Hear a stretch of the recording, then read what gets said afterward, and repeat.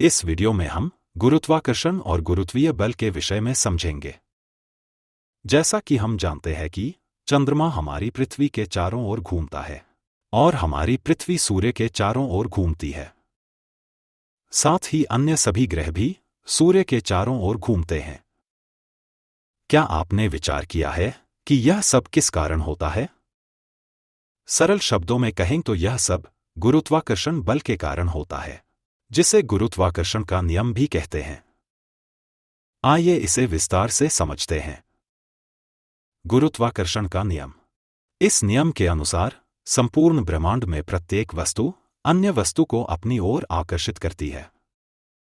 दो वस्तुओं के बीच लगने वाला यह बल उन दोनों वस्तुओं के द्रव्यमानों के गुणनफल के प्रत्यक्ष अनुपात में होता है और उनके बीच की दूरी के वर्ग के व्युत्क्रमानुपाती होता है।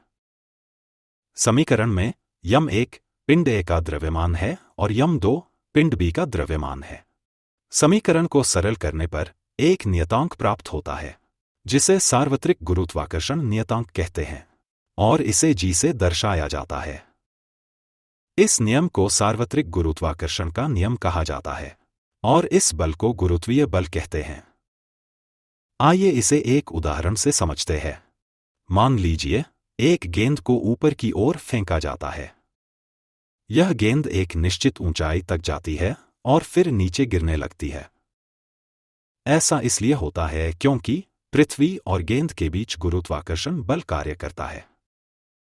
दृश्यक्रम में देखने पर गेंद का आकार पृथ्वी की तुलना में बहुत छोटा है, इसलिए पृथ्वी का गुरुत्वाकर्षण बल गेंद को अपनी ओर आकर्षित करता है।